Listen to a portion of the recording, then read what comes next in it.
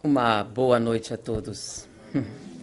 É um prazer e uma alegria estar com vocês na noite de hoje. Quando ela falou do tema, né? Assim, esse é muito antigo. Ele tem 42 anos. Quando eu fiz a palestra a primeira vez. Foi na Mansão do Caminho, em Salvador. E foi a primeira vez que eu fiz uma palestra fora da nossa instituição. A gente fez lá. Fizemos essa palestra e, a partir daí, eu recebi meu primeiro convite para viajar, para fazer palestras fora. Aí fui para Foz do Iguaçu e comecei a viajar. Então, tem exatamente 42 anos que tem essa palestra. E as pessoas ainda pedem esse tema. E, depois que eu terminei, o Divaldo colocou um apelido. É a palestra da ameba obsidiada.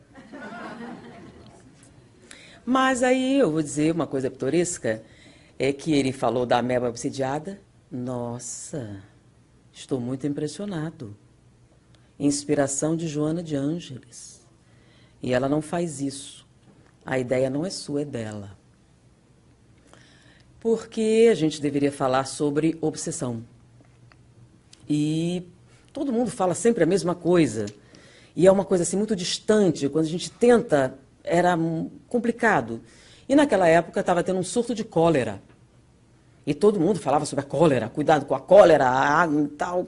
E explicavam para todo mundo o ciclo da cólera. E todo mundo estava por dentro. Isso tem muitos anos, teve um. E todo mundo estava sabendo. Falava-se na televisão, o sul da cólera, como você pega a cólera, como desenvolve. E as pessoas estavam mais ou menos por dentro das fases da doença. E aí nós pensamos em falar de um aspecto da obsessão. E falar, a primeira vez, com o Divaldo olhando para a sua cara, assim, é algo muito, muito difícil. E aconteceu um problema sério. A minha boca secou. E não tinha jeito dela. Você bebe água, e aí diz assim, eu tenho que fechar, fingir que não está aqui e fazer outra coisa.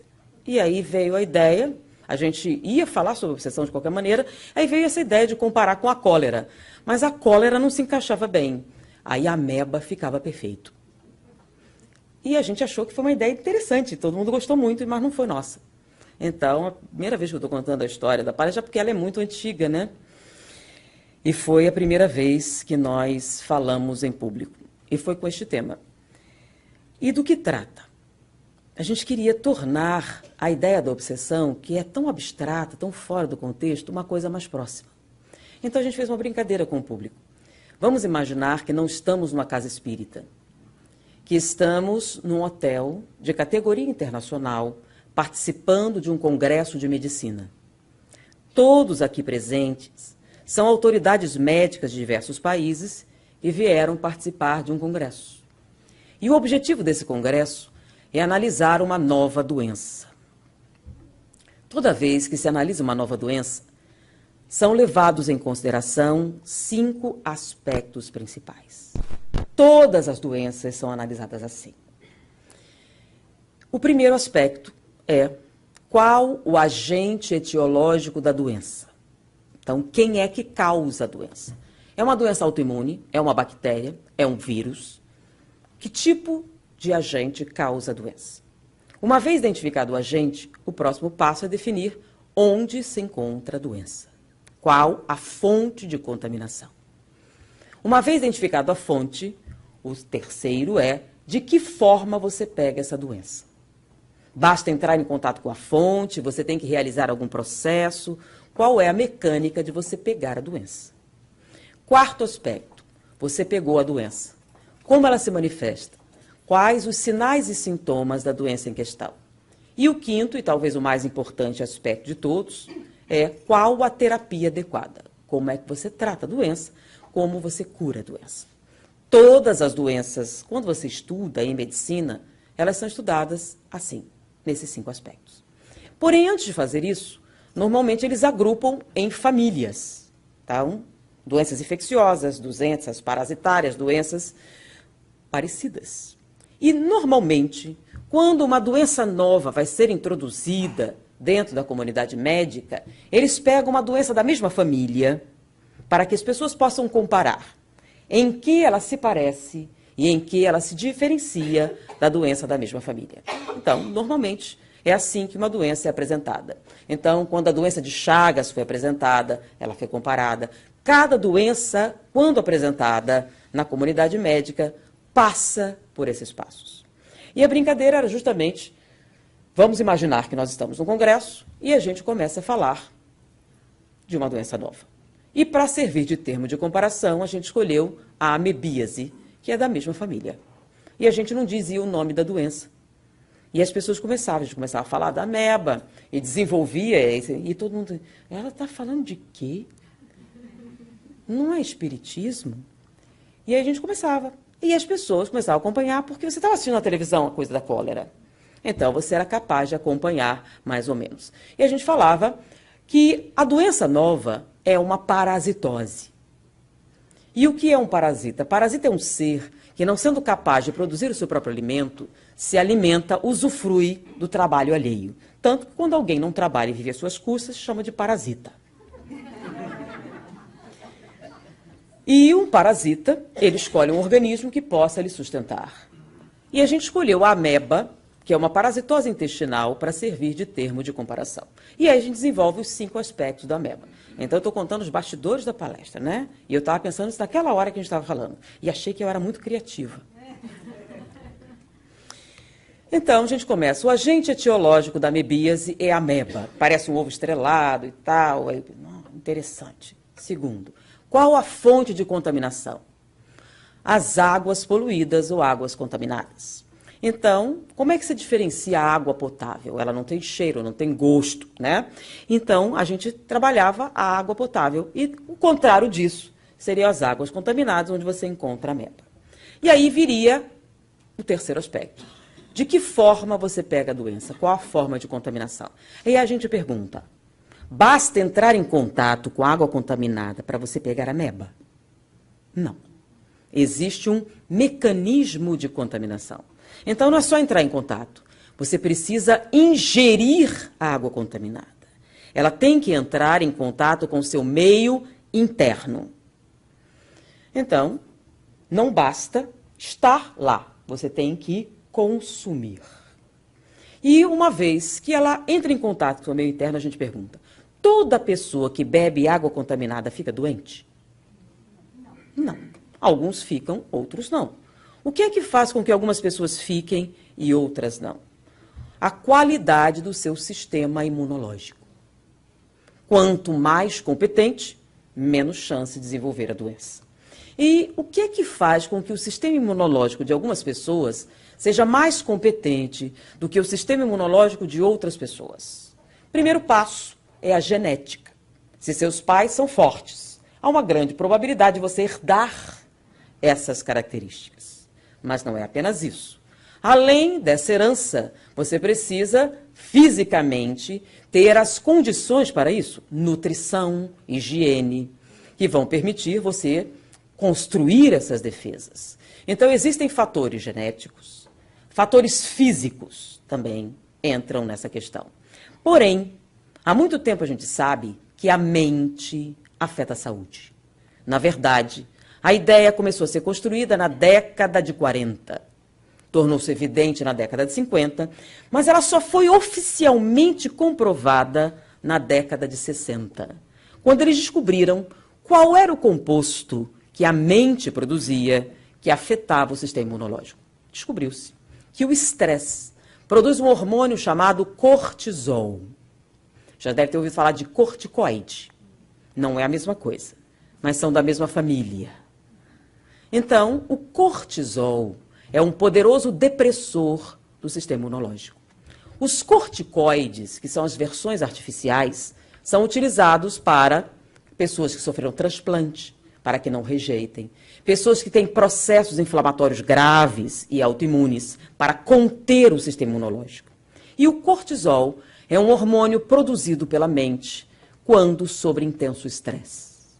Quando emoções poderosas significativas te afetam, você produz cortisol. E o cortisol tem a capacidade de inibir o seu sistema imunológico.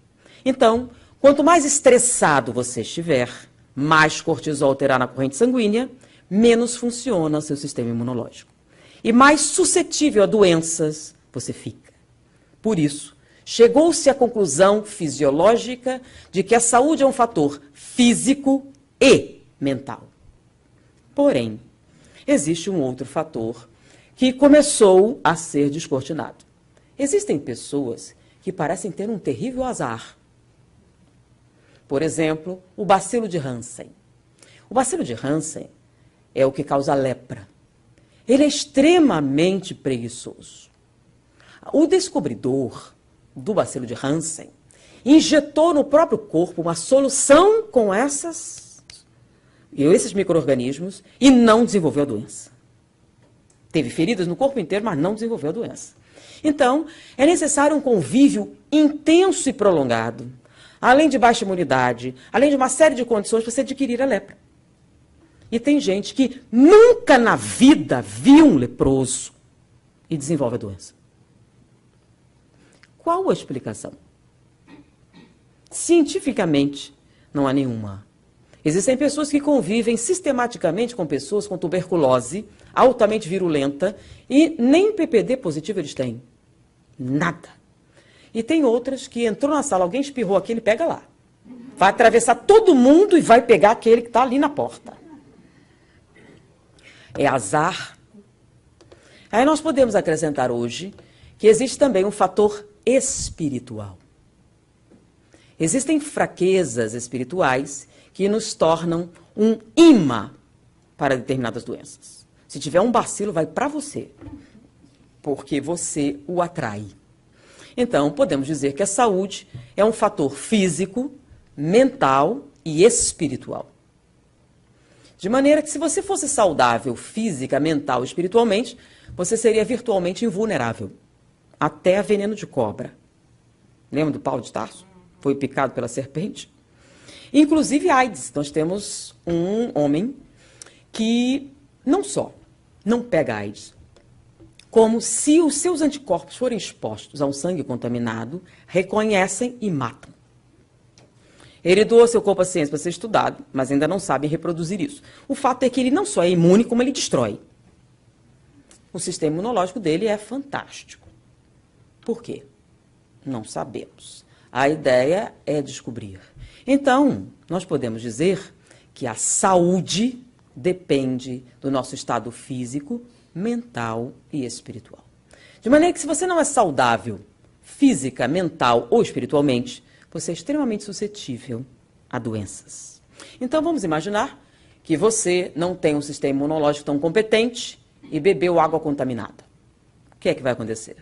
Você vai desenvolver a doença. Então, vamos para o quarto aspecto. Quais os sinais e sintomas da amebíase? A ameba, como eu falei, é um parasita intestinal. Então, ela vai se localizar no intestino humano e, no início, não vai fazer nada. Ela vai consumir o que estiver ali. Porém, a ameba sabe que existe um jeito mais fácil. Porque no intestino ela tem que fazer um trabalho. E vocês sabem que parasitas não gostam de trabalhar. Então, no primeiro momento ela se alimenta dos restos, mas depois ela se fixa à parede intestinal. Quando ela se fixa à parede intestinal, ela começa a produzir algumas substâncias chamadas enzimas proteolíticas. Não precisa redecorar isso, não. São substâncias corrosivas para romper a parede intestinal. Porque ela sabe que existe um lugar onde ela vai encontrar água, sais minerais, nutrientes já digeridos e disponíveis para o seu desenvolvimento. Porque no intestino ela tem que digerir. No sangue não precisa. Você já fez o serviço e ele só tem que consumir. Então, ele rompe a parede intestinal. Mas no momento em que ele se fixa na parede intestinal e produz as enzimas, você tem os primeiros sinais desta parasitose. Dores abdominais. Mas não são muito intensas, elas são intermitentes. Então, alguma dor abdominal, alguma constipação. Mas o brasileiro tem o hábito de automedicar-se, toma chá de louro. O outro vem chá de sene. Não, o bom mesmo é canela com... E sempre tem uma receita legal que alguém dá. Porque é gases, é isso, é aquilo. E você notou que todo brasileiro é um pouco formado em medicina. E todo mundo tem uma receita. Tem receita para gripe, para enxaqueca, para dor de cabeça, para febre, para tudo. E aí você toma o chá, toma isso, toma aquilo, e de fato melhora. Sabe por quê? Porque a ameba rompe a parede intestinal, ela cicatriza, e ele causa uma doença diferente. Aqueles sintomas passam. E a ameba está dentro da sua corrente sanguínea. E uma vez na corrente sanguínea, ela passeia e se localiza nas duas áreas nobres do corpo humano, que são as principais em nutrientes. E lá, ela se fixa e começa a crescer. E nesse momento, o que era amebíase se transforma em uma doença nova chamada ameboma, ou tumor de ameba. Porque um dos lugares é o fígado. Mas o lugar mais adorável para a ameba é o cérebro. Porque lá ela tem fosfato, ela tem os nutrientes principais para o seu desenvolvimento. E lá ela cresce. Só que quando ela cresce, ela está no cérebro. Você tem os sinais de um tumor cerebral. Porque é o que ela é, né? Quando ela cresce, começa a comprimir as áreas e você é como se tivesse um tumor no cérebro, com todos os sintomas. E que leva ao óbito centenas de crianças no Brasil. Morrem de ameba. Ah, mas isso era há 40 anos, não, ainda, hoje. Ainda morrem de ameba. Mas há 40 anos você falava, sim, há 40 anos eu falava disso. E ainda morrem. Ainda posso falar essa palestra sem problema. Mas como assim? Você tem um tumor. Como é que você trata o tumor? Primeiro, você precisa fazer um exame de ressonância magnética, que é o que pede para tumor. Só que a ressonância, que é bem moderno, não é bom para a ameba. A ameba não aparece, porque ela não é um tumor real. Ela aparece numa tomografia. Né? Como você tem um tumor, eles vão direto para a ressonância, e não aparece nada. E se você vai no SUS, vai demorar a marcar. Até alguém atinar, você vai entrar na fila, 3 meses, 2 meses, aí você já morreu, então não faz mais diferença. Que é o que acontece. 50% dos pacientes vão a óbito. Sobra 50% de chance de alguém pensar sobre isso. Ou não ter uma ressonância e fazer uma tomografia. E se você fizer primeiro, você vai ver lá, porque ela tem um brilho diferente. É um tumor, mas não tem aparência de um tumor. É uma ameba. Você tem que matar a ameba, mas isso não resolve o problema. Ela não vai crescer mais, mas você vai ter que tirar. Dependendo de onde ela está, ela vai deixar você cego, ou paraplégico, ou vai afetar suas vias respiratórias, ou vai causar hemiplegia. Todos os tumores, todos os sintomas de um tumor cerebral. Então, você vai ter que fazer uma neurocirurgia para retirar o tumor. O problema é que a ameba está no seu sangue e, normalmente, ela se localiza onde? Nas partes baixas do cérebro. Difícil acesso. Se ela chegar nessa parte, você pode até chegar nela, mas vai ter cegueira irreparável, paralisia irreparável, sequelas irreparáveis. Então, 50% sobrevive, mas com sequelas irreversíveis. Sobra 25% de chance de sucesso. Só que você está no Brasil, né? Se você conseguir o exame, não vai conseguir neurocirurgião. Se conseguir um neurocirurgião, não vai conseguir vaga. Se conseguir vaga, vai faltar luz ou é carnaval e ninguém vai operar. Estou brincando? Era 40 anos, acho que hoje está um pouco pior, né? Então, ainda assim, morrem crianças no Brasil de tumor de ameba. E não são poucas. Porque a estatística de tumor, né? Tumor cerebral. Mas quando você faz a autópsia, o que você encontra? A ameba. E quinto aspecto, tem tratamento? Tem. Qual é o tratamento? Ferver a água antes de beber. E mergulhar os alimentos crus em água e vinagre por 5 minutos. Ela não é resistente. A ameba, se você botar vinagre, 5 minutos, você não vai ter ameba. É para isso que serve o vinagre. Alguns não sabem, mas não é só para temperar. A Lucinda sabe. Então, não é só para temperar. Ela também serve para matar micro-organismos. Então, quando começou a usar isso nas saladas, é com esse objetivo, matar os micro-organismos. E temperar também. Essa seria a segunda função do vinagre. Aí você bota ele balsâmico, mas vinagre comum mata a ameba. Então, se você botar na sua salada vinagre, 5 minutinhos, dá uma mergulhada, você não terá ameba. E se você ferver a água antes de beber, também não terá.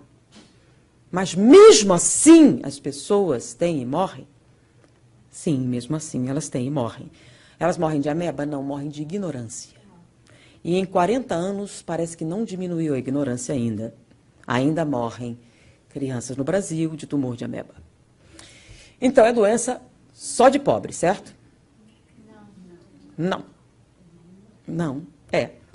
E acontece uma coisa interessante. Vocês sabem que quando uma madame quer emagrecer, ela come salada. Não é isso? Só que madame, quando vai comer salada, vai num restaurante. Ela não vai fazer a sua salada, vai? Como ela não sabe quem fez a salada, ela come ameba. É assim que muitas pessoas pegam, né? E o pior é que ela não descobre porque eu jamais teria essa doença, porque eu sou rica. E pode acontecer nas melhores famílias. Normalmente, parasitoses atingem muito avós que têm netinhos fofos. Sabe por quê? Netinhos fofos são adoráveis. E uma das coisas que a gente mais gosta é de beijar a mãozinha fofa deles. Não é? E vocês sabem onde eles enfiaram a mãozinha fofa? Você tem tanto cuidado de lavar a sua mão, eles não. E aí, quando você pega aquela mãozinha e põe na sua boca, você pega a parasitose. Então, é muito comum a gente dar remédio para a criança, para os pais e para os avós. Porque todo mundo tem. Não é só a criança. Ela pega e enfia a mão na terra, enfia a mão no lugar onde não devia e você não percebeu. É sério, gente. Se você deixar a criancinha no banheiro sem olhar, tá bom? Não é maldade. É maldade achar que isso não vai acontecer. Então, qualquer um pode pegar. Bom, se pegou, é uma doença mortal. Tem tratamento? Tem. Então, há 40 anos atrás, eu dizia que você ia no posto de saúde, gratuitamente recebia uma cartela com 10 comprimidos. E aí um dia uma pessoa assim, não, isso era antigamente. Hoje é dose única. É uma dose só. E você está livre da ameba. É dose única. Ah, temos aqui alguém entendido. Então, não precisa mais 5 comprimidos. Não é 10. É um de manhã, um à noite. É uma dose única. Mas se você não quiser ir no posto de saúde, no SUS, você pode comprar. E não é mais do que R$5. E você está livre da ameba. Só isso. Só. E mesmo assim as pessoas morrem. Mesmo assim as pessoas morrem. Por quê? Porque tem que fazer um exame, né? Para saber. Tem que considerar. Porque você não toma um remédio ameba direto, porque ele causa um certo mal-estar. Então, se você não tiver absoluta necessidade, não vai querer fazer isso só por precaução. Então, se você não fizer os exames periodicamente, você pode ter. Bom, e se evoluir? Você tem essa chance de tratar. Se evoluir, como nós falamos, você entra no capítulo dos tumores cerebrais, com todas as consequências. Então, para evitar a ameba para sempre, ferver a água e vinagre. Se você pegou uma cartela de comprimido ou uma dose única, mas se você não tomar essas precauções e desenvolver a doença, ela pode ser muito, muito grave.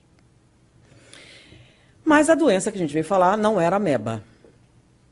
Doutores, autoridades aqui representadas, nós viemos tratar de uma nova doença, correto? Também uma parasitose, mas uma parasitose de natureza diferente. A ameba é uma parasitose intestinal. E a parasitose que nós viemos falar é uma parasitose espiritual. E tem isso, uma parasitose espiritual? Você não falou que parasita é um ser que procura alimento? Tem parasita espiritual? Tem. O que muda é o tipo de alimento que ele procura. Que tipo de alimento que ele procura? E quem seria o parasita espiritual? O parasita espiritual é a alma penada, a alma do outro mundo, fantasma, espírito, o nome que você queira dar àquela coisa que sobrevive à morte. E se ela está morta, que tipo de alimento? O que ela deseja. Por exemplo, você é viciado em cigarro. Muito viciado em cigarro. 3 maços. O que acontece quando você morre? Você continua viciado em cigarro. Só que você não pode fumar mais. Como não? Você morreu, não pode fumar mais. Quem morre pode muita coisa. Por exemplo, pode ir para a Riviera Francesa, pode assistir uma ópera na Scala de Milão, pode ir para onde você quiser. A única coisa que não pode é pegar um cigarro, acender e fumar. E se essa for a única coisa que você quer, você tem um problema. Porque tudo que você quer é uma dose e não pode. E aí, depois com esse desespero, porque ela não passa, e você acha que vai morrer, mas não morre mais, já morreu. Então, você vai ficar com a sensação de estar morrendo, estar morrendo, estar morrendo, até você descobrir alguém para lhe fornecer o que você quer. Uma dose de maconha, uma dose de cocaína, não, você morreu. Então, você não tem nada que fazer com álcool. Algumas pessoas ficam falando que ele chupa álcool. E faz o quê se ele está morto? E o álcool é uma molécula física. Vocês estão entendendo? Álcool é uma molécula física. Tá? Mesmo que ele evole, ainda é uma molécula física. E se você está morto, não pode fazer nada com o álcool. Nem com a nicotina, nem com a cocaína, nem com nada. Não é a cocaína, o álcool, e seja lá o que for que você quer. Você quer a sensação de usar. A sensação de fumar, a sensação de beber, a sensação de usar o entorpecente. E não dá, porque você morreu. E as sensações, olha o nome, sensações físicas. É muito engraçado quando pensa, mas o espírito sente o que se ele morreu? O nome não é sensação física? Então, para você ter sensações físicas, o que você precisa? Um corpo físico. Se você não tem um corpo físico, o que você não tem? Sensação física. Agora, desejo pode ter. Você pode ter desejo, você pode ter vontade, mas não pode ter a sensação, porque você não tem o corpo para produzir essa sensação. Mas você pode imaginar. Ok, imagina que você está bebendo uma Coca-Cola gelada. É a mesma coisa? Imagina que você está com sua namorada. Dá a mesma sensação? Não. Então, você quer a sensação. E só pessoas encarnadas têm sensações. Ou, se você conseguir, um hospedeiro. Como assim? Hospedeiro. Alguém que lhe forneça as sensações. Mas como é que ele vai lhe fornecer as sensações? Não é bem fornecer. Vai ser uma coisa meio inconsciente. Na verdade, ele vai usar algo que você tem e que te permite ter sensações. Porque a única maneira do espírito interferir na matéria é ou ele reencarna ou usa um médium. Porque se ele não tiver isso, ele não pode agir na matéria, por mais vontade que tenha. Algumas pessoas falam, o espírito disse isso, isso e aquilo. Se ele pudesse, meu filho, já tinha feito. Tá? Pensa bem, se um mafioso, ele ameaça muito você, ou ele vai te matar logo. Então, se o espírito pudesse fazer tudo que ele diz que faz, já tinha feito. Deu para entender? Então, ele precisa das sensações. Para obtê-la, o que ele precisa? O que é que lhe permite ter sensações? Primeiro capítulo do Livro dos Espíritos fala sobre Deus. E logo no seguinte, sobre a vida espiritual. Então, o que é que anima a matéria? O fluido vital. Essa palavra fluido era a única opção de Allan Kardec, porque o livro foi escrito em 1857. E naquela época a palavra energia não havia sido concebida. A palavra energia foi oficialmente ventilada em 1904, se tornou conhecida no meio científico a partir de 1919 e se tornou de conhecimento público a partir de 1950, depois da bomba atômica. Então, Allan Kardec não poderia usar a palavra energia porque ela não existia na época. Se tivesse, ele teria escrito energia vital. Então, a palavra fluido significa substância amorfa que se adapta aos recipientes, ok? Por que ele usou essa palavra? Para não falar coisa, né? A coisa vital ficava meio mal. Então, fluido é mais elegante. Mas hoje a gente tem uma palavra apropriada, energia vital. Porque aí você fica falando de fluido, a pessoa fica, o que é isso? E eu vou até falar uma coisa interessante. Um espírita está fazendo uma palestra na Bélgica. E ele descreveu a seguinte cena. E aí nós distribuímos água fluida aos pacientes. E havia uma tradutora, traduzindo o que ele estava falando, para o francês e ela traduziu perfeitamente bem. E nós distribuímos água líquida para os pacientes. Aí um olha para o outro assim, é muito quente, de repente chupa um gelo naquele país, não é possível. É isso que vocês querem dizer com água fluida? Mas é isso que vai acontecer quando alguém traduzir. Em inglês vai ficar como? Água fluida. Fica... E o que a pessoa vai entender quando escutar? Vai entender o que vocês estão querendo dizer? Não vai entender o quê? Que a água é líquida, não é sólida. Se ela é líquida, não é sólida. Então, assim, não é gelo que ele dá, mas não é normalmente que a gente dá? Mas é isso que você está querendo dizer? Não, né? Você está querendo dizer que você está dando o quê? Energia. Então, por que não diz logo água energizada? Não é mais fácil de entender? Virou a tradição, porque está escrito. Sim, gente, é um contexto. Hein? E aí você explica para a criança o fluido e ela fica... É que nem quando minha mãe explicou a tentação do Pai Nosso e perguntou para o meu irmão, Wallace, o que é tentação? E ele automaticamente, é um buraco bem fundo. Por que, meu filho? A gente não está sempre pedindo para a gente não cair na tentação? É um buraco bem fundo. E aí você explica a água fluida para as crianças, e ela entende, né? Ou passe, que é o fluido vital. E ele entende o quê? Agora, se você falar para ele, é como o Kamehameha do Dragon Ball Z. Ah, energia vital. É, você pega a energia vital e transfere. E o que acontece? O outro cura. Façam o teste. Chama um e pergunta. Você já assistiu Dragon Ball Z? Sim. O que acontece quando um Saiyajin pega o Kamehameha e faz com outro Saiyajin? Ah, ele fica mais forte, porque você transfere a energia vital e ele se cura. Quer dizer, entende melhor que você. Porque esse conceito não é só espírita, já há muito tempo que ele existe.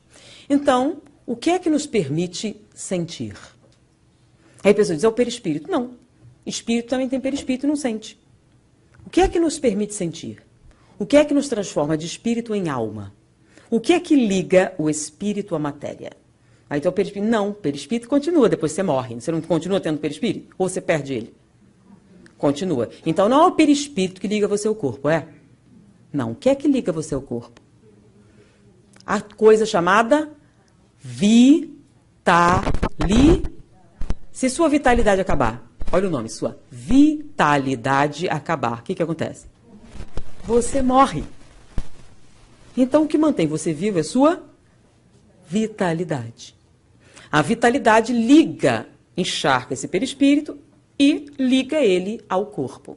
Isso permite que as células permaneçam vivas, transmitindo informação. Então, as células transmitem informação, molécula a molécula, ao perispírito, que, por sua vez, transfere ao espírito. E aí ele sente, fisicamente. Quando você morre e perde o corpo físico, você perde a capacidade de quê? Mas só assim que você pode sentir? Não. Tem uma outra situação. Mas eu, numa reunião mediúnica, tinha um espírito dizendo que estava sentindo dor. E sentindo isso, sentindo aquilo. Tem uma condição em que isso acontece. Qual? Bom, agora vocês são autoridade, tá? Antes, não. Não. Quando é que você continua sentindo depois de morto? Ah! E o que acontece quando você morre antes do tempo? Continua tendo vitalidade.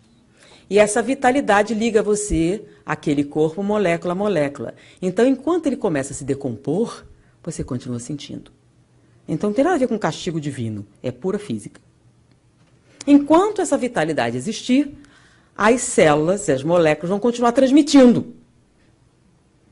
E quando desaparecer, porque ele vai desaparecer, ser absorvido, né? Você continua tendo vitalidade. Então, você continua sentindo fome, sede, etc., e não tem mais corpo. E vai fazer isso quanto tempo? Até acabar. Onde é que a gente aprende isso? Nosso Lar, de André Luiz, lembram? Quanto tempo ele ficou lá? 8 anos. Ele se matou? De certa forma. Como assim, de certa forma? Ele não queria bem se matar, mas acabou se matando. Ele morreu porque... Por quê? Por uma complicação da sífilis, quando ele traiu a mulher dele. Ele traiu a mulher dele, pegou sífilis, além de tudo ele bebia, fumava, complicou e ele morreu. Então isso chama-se suicídio indireto. Então você morreu antes da hora. Como você morreu antes da hora, o que é que você tem? Vitalidade. Enquanto você tiver, vai continuar transmitindo. E quando todas as células acabarem, você vai ficar preso ali até ela acabar. Só vai poder ser retirado depois que acabar. Então não tem nada a ver com bondade ou maldade, tem a ver com o quê? Lei da natureza, como por exemplo, se você tropeçar, você cai. Por quê? Lei da gravidade. Não é castigo divino, não. Lei da gravidade. Você caiu. Então, essa transmissão continua. Todas as vezes? Vamos lá. Então, a vitalidade, você tem um quantum. Então, quando você reencarna, você tem uma capacidade. Então, tem lá 70 anos de possibilidades. Então, durante 70 anos, você vai conseguir manter isso. Quando esgotar, você tem a chamada morte natural. E a morte natural tem uma característica: não dói. É a ausência total de qualquer... Porque o que acontece? Quando esgota, você deixa de sentir. Lembram? Não tem vitalidade, as células transmitem o quê? Nada. Elas estão separadas. Você vai se separando, separando até o último pedacinho. Então, normalmente é o quê? A ausência total de dor. É a libertação. Mas é só a morte natural, por esgotamento da vitalidade. Ela acabou e você simplesmente se desprende. Ou seja, é uma morte sem absoluta... Não tem como ter dor, porque não tem. Esse é o processo natural da vida. Ah, mas e a morte violenta? Quando não é suicídio? Como assim, tem diferença? Tem. Você bebeu uma cerveja e resolveu dirigir. E teve um acidente. É um acidente? Não, é um suicídio, né? Porque lembram que você está correndo risco disso. Mas não, você foi comprar uma pizza para sua família e um bêbado bateu em você e você morreu. E você tem 20 anos. Qual a diferença? Sim, é um acidente. Mas vai doer? Vai. Muito. É o que a gente chama de morte violenta. Por que vai doer? Porque você tem 20 anos e suas células estão o quê? Encharcadas de vitalidade, correto? Então, vai doer muito. Ah, mas por quê? Bom, aí é o quê?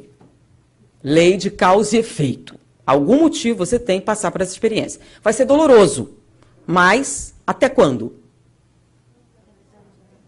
Não, até você separar do corpo. Você vai ficar agarrado no corpo? Por que não? Não, é porque você não tem 70 anos de vitalidade, só tem 20. Então vai doer a hora da morte, mas acabou. Você não vai ter descomposição, por quê? Porque era um programa. Você estava programado a entrar no avião da TAM e ele cair. Porque se não tivesse programado, aconteceria como um colega de escola meu. Ele era um workaholic e trabalhava com uma agência de seguros. E ele era ficcionado da carreira, jamais perderia uma reunião. Ele estava em São Paulo, ia para o Rio de Janeiro participar de uma reunião, e ele chegava sempre 2, 3 horas antes no aeroporto para não ter nem a remota possibilidade. E ele estava lá esperando, da hora de entrar no avião, e deu. Quando ele ia entrar, meu Deus, esqueci uma coisa no carro. E correu. Chegou lá no carro, que doideira é essa? Não tem nada no carro. Voltou correndo. Aí chegou na sala de embarque, já estava para ir, já entrou na fila, ele sempre é o primeiro, estava no fim, e ele estava, enquanto ele estava na porta, esqueci uma coisa importante no carro. Saiu correndo. Ele voltou lá. Eu estou com um problema. Eu estou com um problema sério.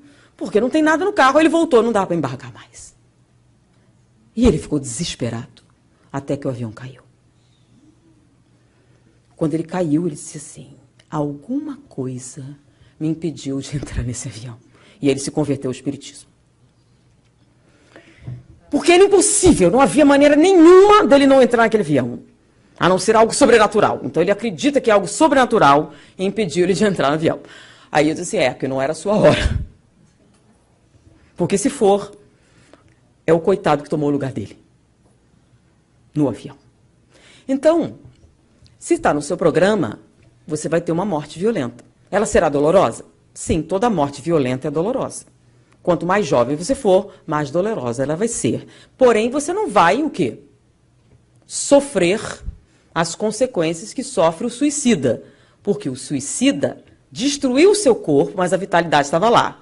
E como estava no seu programa desencarnar aos 20 anos, você tem 20 anos.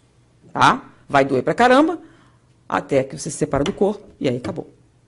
Entenderam a diferença?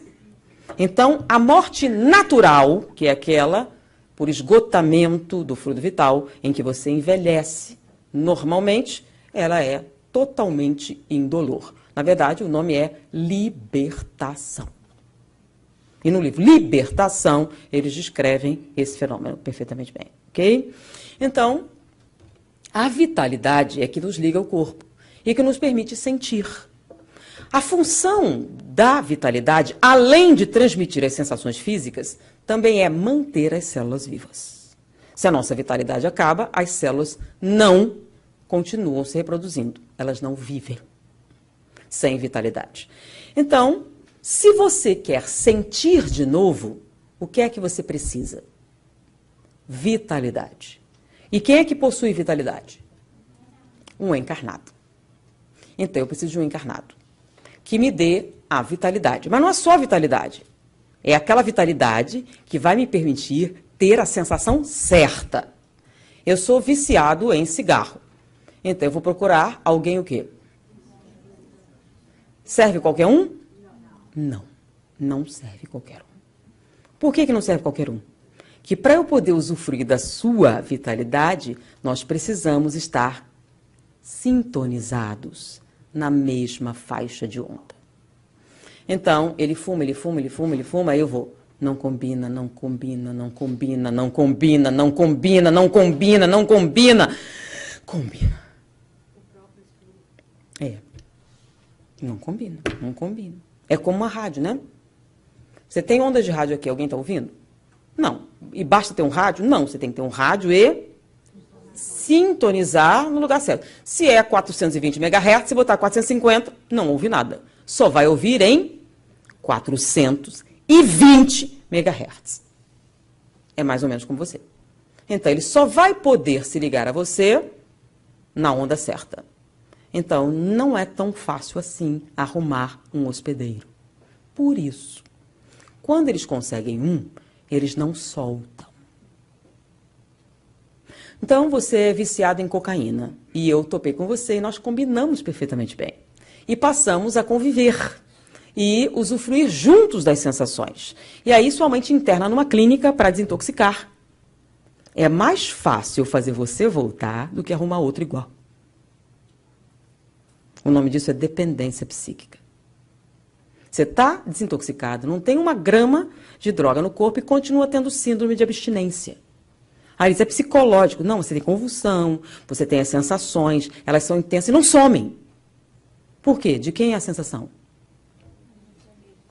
E aí você volta. Porque é mais fácil fazer você voltar do que arrumar outro. Deu para entender? Mais vale um pássaro na mão. Por isso é bom não começar. Porque, às vezes, somente a reabilitação não é suficiente. Bom, mas estamos falando da parasitose. Identificamos o agente etiológico. Quem é o agente etiológico da parasitose espiritual? O espírito. Qual é o nome da doença? Obsessão. O nome da doença é obsessão. Tá? Identificamos o agente. A fonte de contaminação. A ameba nas águas poluídas. E os parasitas espirituais? Nos ambientes contaminados. Como assim? Olha só, se você é viciado em álcool e quer um parceiro, você vai procurar numa creche? Tem lógica isso?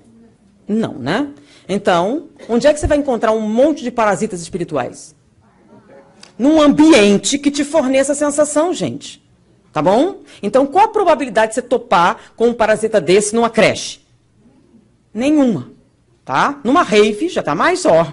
Né? Mas se for de menor de idade, menos. Então, eles vão procurar um ambiente onde eles tenham o quê? Mais chances de encontrar um hospedeiro. Lembra como é difícil achar alguém que combine? Então, eles querem onde houver o quê? Maior concentração do que te interessa. Se você é viciado em sexo, você vai no cinema. Se for pornô. Você é viciado em cocaína. Você é viciado em heroína. Vocês estão entendendo? Então, você vai procurar um lugar onde se encontre a maior concentração de possíveis hospedeiros para você escolher. Deu para entender? Então, na sua casa, você encontra outro tipo de obsessão. Essa é uma obsessão de origem comportamental. Inclusive, quando às vezes você tem a chance de falar com o espírito e dizer assim, você está prejudicando. Claro que não, nós somos amigos. A gente é chapa. A gente se diverte junto. Inclusive, já salvei a vida dele 1 ou 2 vezes. Por quê? Se você morrer, eu perco. Vou ter que procurar outro. Então, ele não tem interesse de matar. A morte é eventual. E ela acontece inevitavelmente por outro motivo. Tá? Lembra que você tem vitalidade. E a vitalidade te dá as sensações, é verdade. Mas ela também mantém o seu corpo vivo. E quando um parasita se liga a você, ele se encharca na sua vitalidade. Então, ele se liga, se encharca na sua vitalidade, você fuma e os dois sentem. Então, você fuma o dobro e sente a metade. Mas fica com todo o prejuízo. Então, você vai consumir mais. Tem uma cena no livro Sexo e Destino, de André Luiz, muito interessante. Tem um homem lendo jornal, entram 2 espíritos. E aí, tá afim de uma dose? Sim. Aí ele vai, se liga ao homem, ele levanta, larga o jornal, se serve uma dose de uísque e toma. E volta a sentar para ler o jornal. E o outro, não, peraí, eu também quero uma. Aí ele levanta e toma uma segunda. Deu para entender? Então, não é só a sua vontade que você vai ter que atender. Vai ser de todo mundo. Só que o prejuízo é só seu, porque já que ele morreu, o álcool não vai para o corpo dele. Vai só para o seu. Então, você consome o dobro, sente a metade e tem o triplo do prejuízo. São essas consequências. Isso sem contar a questão da perda de vitalidade. Porque essa vitalidade, ela é para encharcar o seu perispírito e ligar ao seu corpo. E você está dividindo com outra ou mais pessoas. O que acontece? Suas células se ressentem. Por isso, o outro nome da parasitose espiritual é vampirismo. Por que vampirismo? Por incrível que possa parecer, de todos os mitos do ser humano, tá? E a gente fala de que Deus é algo universal. Não é. Tem várias culturas e povos que não acreditam em Deus. Mas não existe um único povo na face da Terra que não tenha o mito do vampiro. Morto-vivo que suga a vida. Nem todos sugam sangue, tá? Por quê?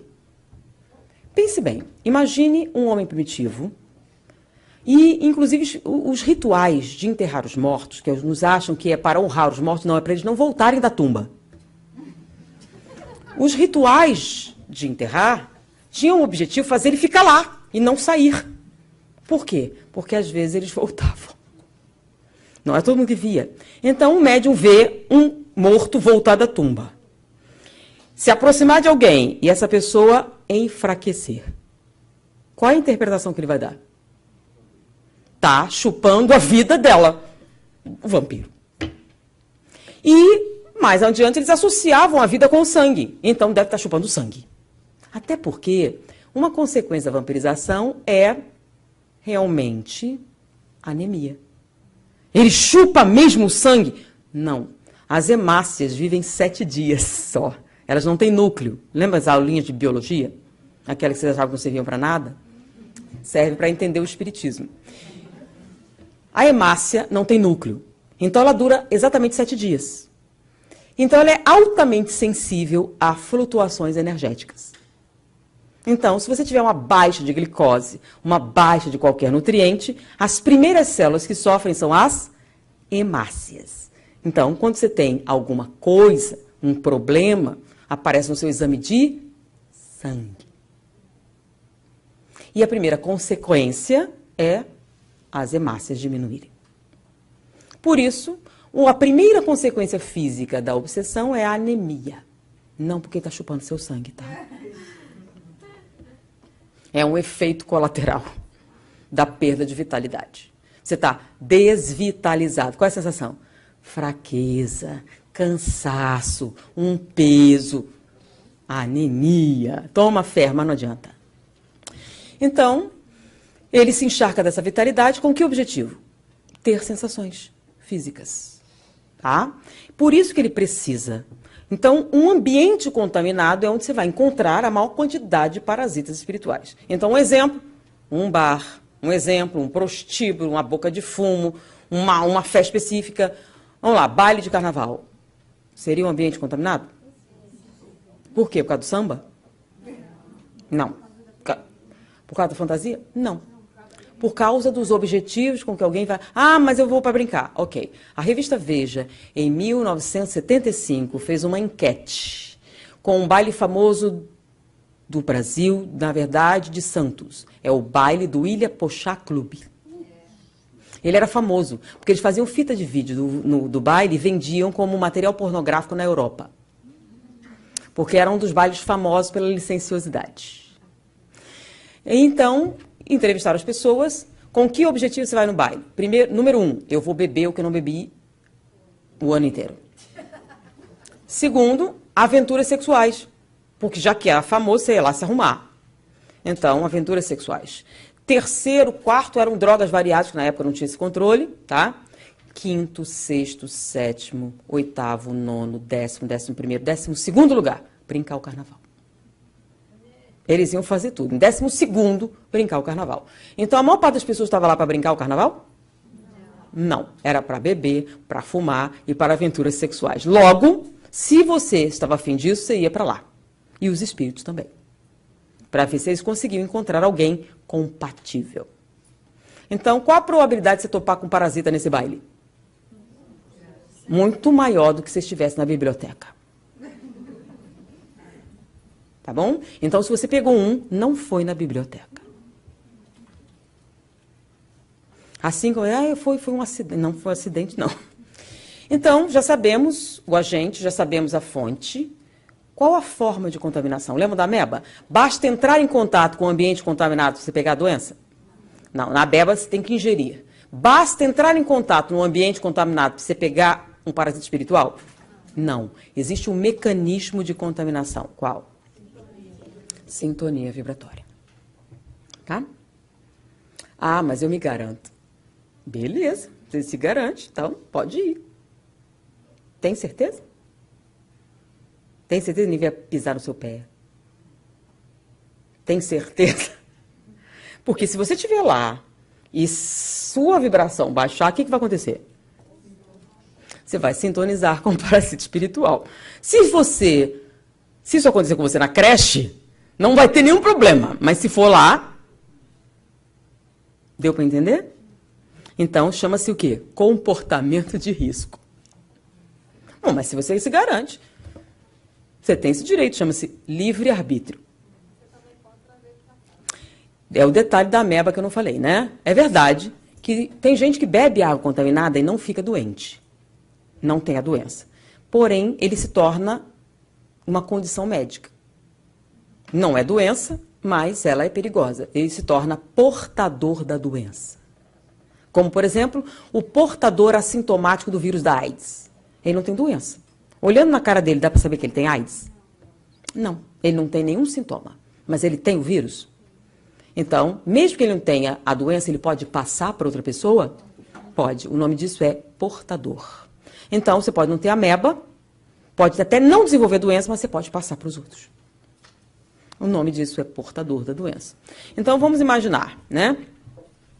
Agora, lembram, toda pessoa que bebe água contaminada fica doente? Não, depende. Na ameba depende do quê? Do sistema imunológico. Toda pessoa que sintoniza com parasita espiritual fica obsidiada? Depende. Depende do quê? Na ameba, o sistema imunológico. no parasita espiritual, das nossas defesas psíquicas. Ou como diz Allan Kardec, nossas resistências morais. O que é isso? É uma coisa chamada padrão vibratório. É a mesma coisa que vibração? Não, não é a mesma coisa que vibração. É padrão vibratório. Vibração é o que você está tendo agora. Então, se eu for medir, eu vou dizer, sua vibração é essa. E o que é padrão? Não é a média também. Não. Porque a média você vai somar e dividir. Não. É onde você permanece a maior parte do tempo. Porque não é uma média aritmética. Tá? Então, onde você permanece a maior parte do tempo? Esse é o seu padrão. Por quê? Porque onde você permanece a maior parte do tempo é onde os seus neurônios se tornam confortáveis. Então, nessa vibração, eles estão o quê? Em estado de homeostase, confortáveis. E as suas defesas estão ali. O que é que significa isso? Eventualmente você sobe, eventualmente você desce, mas você tem uma tendência a voltar ao seu padrão. Porque é lá que seus neurônios se sentem confortáveis. Então, às vezes sobe, às vezes desce, mas se você ficar confortável, o que você faz? Volta para o seu padrão. Tá? Então, é isso que vai te defender. Como? Então, vamos imaginar um cidadão, um excelente pai de família, um excelente esposo, excelente pai, um filho excepcional, um homem trabalhador, honesto, decente e que ocupa um cargo público no Rio de Janeiro, sem roubar.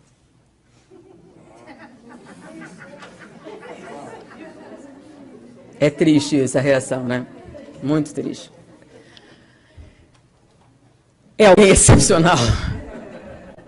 Então, estamos falando de alguém excepcional, portador de excelentes defesas, porque o cara tem que ser resistente à tentação, essas coisas todas. Então, um homem excepcional.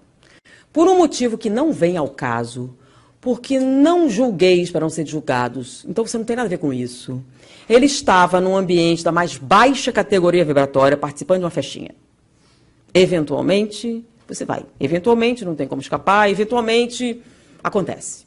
E ele estava lá, participando dessa festinha, trajando um terno de linho branco, braços pérola, feito sob medida no melhor alfaiate da rua. Ih, já passou muito tempo dessa história. 40 anos é muito tempo. Agora é melhor um Armani legal, comprado na Quinta Avenida em Nova York. E ele está lá.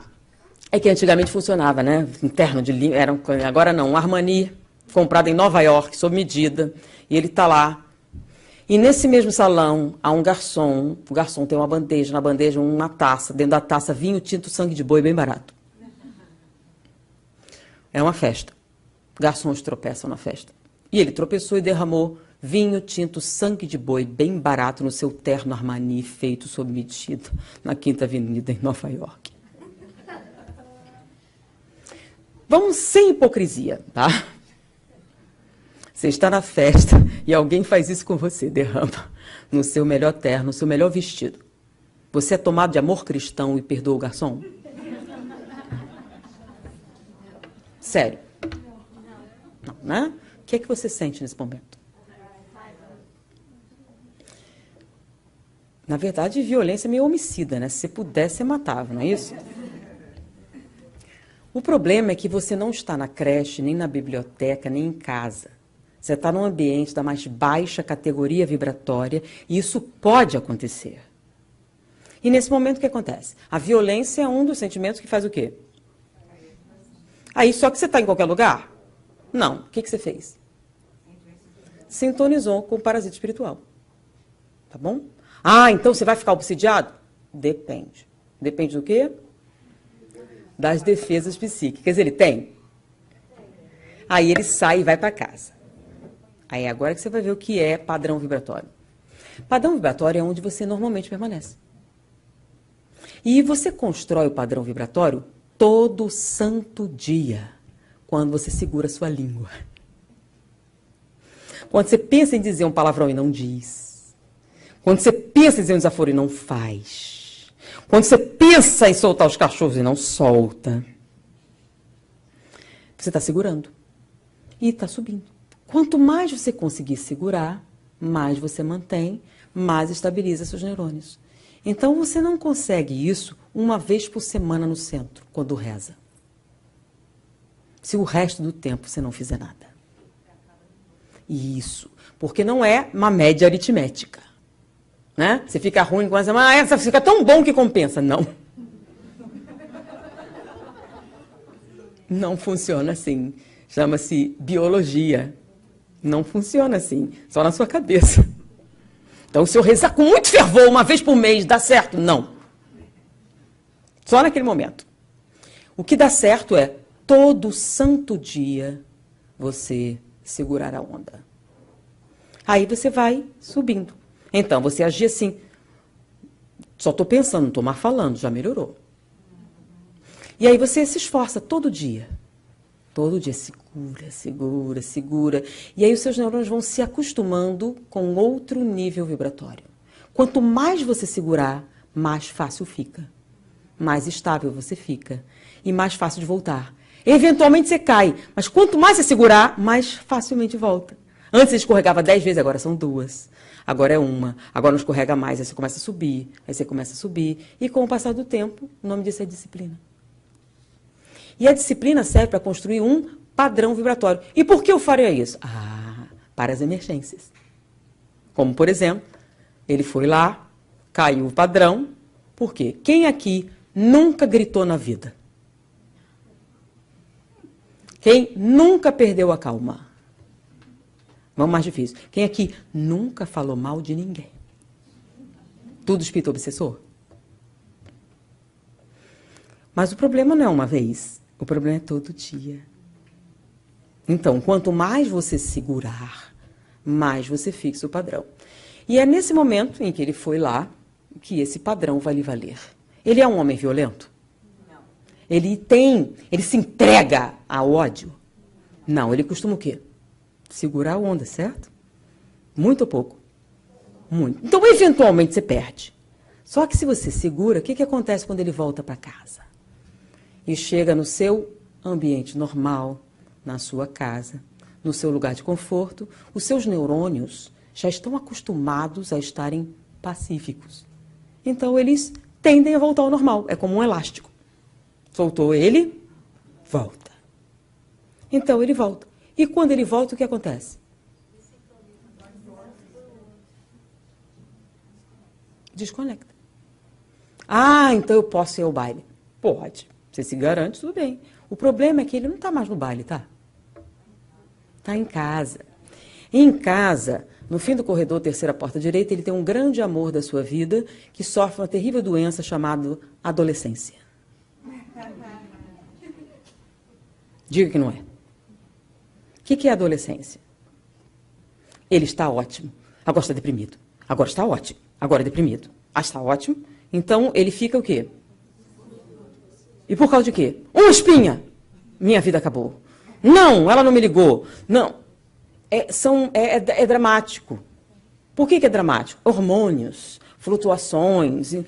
Não há muita estabilidade nesse momento, certo? Você deixou de ser criança e ter os privilégios de criança, ainda não é adulto, não tem os privilégios de adulto, você está no limbo. No limbo social, no limbo mental. Então, é um momento complicado, correto? Então, você devia ter paz para passar por isso. Mas o pior é que num desses momentos em que você está muito down, como eles costumam falar, papai levou para casa um parasita da mais baixa categoria vibratória. E, eventualmente, adolescentes entram na internet e veem o que não deviam e se associam com esse parasita. Que ele nunca teria entrado em contato porque ele não tem idade para frequentar certos ambientes. Mas não foi necessário porque papai levou para casa. Ou mamãe, que agora é tudo unissex. E ele se contaminou. Você pode se garantir, mas você garante que você não tem nenhum amor que não tenha as mesmas defesas psíquicas que você? Sua esposa, sua mãe, seu filho, seu sobrinho, alguém que você ame? Porque se ele não tiver, você está levando a contaminação para casa. Então você pode fazer o que você quiser, mas também você tem que arcar com todas as consequências. Inclusive a sua parcela de responsabilidade nisso. Então você levou a contaminação para casa e ele se contaminou. Ele tem as mesmas defesas psíquicas do pai? Você sabe que não, né? Não tem. E como ele não tem, entramos na quarta fase. Quais os sinais e sintomas da parasitose espiritual? Então, lembram, a ameba inicialmente fica no intestino se alimentando dos restos, correto? Mas isso não dura muito. Da mesma maneira, o parasita se fixa ao seu campo vibratório, lembram? Sintoniza. Quando se sintoniza, isso chama-se obsessão? Não. Mas tem sinais. E o nome disso é perturbação espiritual. Estar perturbado espiritualmente não significa estar obsidiado. Significa que você está sintonizado com o parasita. Ou outra coisa. Mas está sintonizado. E tem sinais? Tem. Tem sinais. Não são sintomas, não. Sintoma é uma característica de doença. Sinais são sinais físicos que você tem. Quais são eles? São 3. Mal-estar, mau humor e irritação. Ah, toda vez que sente isso é obsessão? Não, pode ser dor de dente, TPM, tá? Podem ser várias coisas. Porque dor dá mal-estar, mau humor, irritação. Mas, você está com dor de dente? Não. Você perdeu o emprego? Não. Seu time perdeu? Não, ganhou de 3-0. Por que você está assim? Por nada, eu sou assim mesmo. Olha, quando você sente coisas sem motivo, o ser humano tem uma característica. Tudo que ele sente tem motivo. Chama-se história pregressa. História patológica pregressa. Então, quando você chega no médico, ele vai estudar o quê? De onde veio isso? Então, ele vai fazer o seu histórico. Tá? Então, se um comportamento surge do nada, só tem 2 opções. Você é maluco ou está obsidiado. Porque tudo que uma pessoa sente tem que ter um motivo. Tá? Mas tem uma diferença, né? O maluco acha irritação. Que ele não faz pergunta. Se você fizer, será que eu tô maluco? É porque não tá, é obsessão. Porque o maluco não vai fazer essa pergunta, né? Os outros é que estão estranhos, ele tá ótimo. Então, mau humor, mal-estar e irritação. O que é mal-estar? É dor de cabeça? Não. É dor de estômago? Não. É o quê? Uma coisa ruim que você não sabe o que é. Coisa ruim. O que exatamente? Coisa ruim. E de onde vem a coisa ruim? É mais ou menos quando você vai ao médico, né? E ele pergunta, onde está doendo? Aí você diz, aqui. Aí ele vai dizer, dor localizada no hipocôndrio direito. Mas se você disser assim, ele vai dizer, dor difusa abdominal. E isso tem o seguinte significado. Quanto mais profunda a dor, mais difícil localizar. Porque as células morrem em grande quantidade e você não sabe precisar exatamente onde. Quanto maior o número de células que morrem, em geral, você não pode apontar onde dói. É uma coisa ruim que você não tem o lugar certo. Então, o mal-estar é porque células morrem no corpo inteiro. E elas morrem por quê? Lembram? A sintonia, vitalidade. Você está perdendo, as células morrem. Mas morrem aonde? Em toda parte. Por isso você tem essa coisa ruim que você não sabe dizer exatamente o que é. Mal-estar. E mau humor, o que é exatamente? Se eu tiver um copo aqui, e ele estiver aqui no meio, né? Eu pergunto, ele está meio cheio ou meio vazio? Depende do seu humor. Se você está de bom humor, está meio cheio. Se está de mau humor, está meio vazio. Mas ele está exatamente no meio. Então, se tem 200 ml, você tem 100 ml. Mas faz diferença? Claro que sim. Que diferença faz 100 ml se é o mesmo 100 ml para um e para outro? A diferença é, como está? Está meio cheio. Está sobrando. Está meio vazio, vai acabar. Então, a diferença é o quê? Emocional. Então, a água é a mesma, mas você se sente totalmente diferente. Então, o humor afeta a sua visão da realidade? Então, imagina, você vai fazer uma atividade com as crianças e pergunta, querida, vai dar uma olhada lá fora para me dizer como é que está o tempo, que eu queria fazer uma coisa com as crianças lá fora? Ela vai, ela volta, e aí, como é que está? Horrível. Nossa, está tudo assim feio, carregado, um horror. Imagina como está, né? Aí, só para confirmar, você podia dar uma olhada. Aí ele vai lá, e aí, como é que tá? Nossa, tá ótimo, tá fresco, não tá muito quente, o sol. Tá bom ou tá ruim? Bom, se você quiser precisão, nuvens esparsas, umidade relativa no ar. Agora, são dois ambientes totalmente diferentes, certo? Com as mesmas nuvens. Ou seja, o humor afeta? Então, junta mal-estar com mau humor. Você alterou seu comportamento? Não. Você ainda é você. Por isso não é uma doença. Uma doença só acontece quando você altera o estado de normalidade. Você ainda é você? Você responde como você é? Você responde o que quer? Sim. Você está no controle? Sim. Então não é uma doença. Por isso a gente chama de perturbação. E o terceiro é irritação. O que é irritação, gente? Exatamente. Não é uma alteração do comportamento, é uma alteração do limiar de tolerância. Todos nós temos um limite. Então, coisas desagradáveis incomodam todo mundo. Mas tem gente que suporta mais e tem gente que suporta menos. Não suporta. Então, são o quê? Limiares de tolerância. Então, se está tudo ótimo com você, você não liga. Mas se não está, o que acontece? Basta um pouquinho. Agora, você vai responder da mesma maneira. Quando está aqui, quando está aqui. O que acontece é que quando você está aqui, responde mais rápido. E aqui demora mais. Ou seja, seu caráter mudou? Então, você não tem uma doença. O nome disso é perturbação, por isso não chama sintoma, chama sinais. Então, quais são os sinais de perturbação?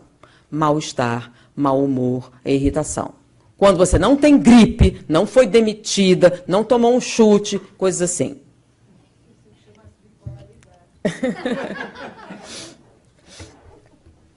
A diferença é que quando você é bipolar e toma Prozac, você melhora.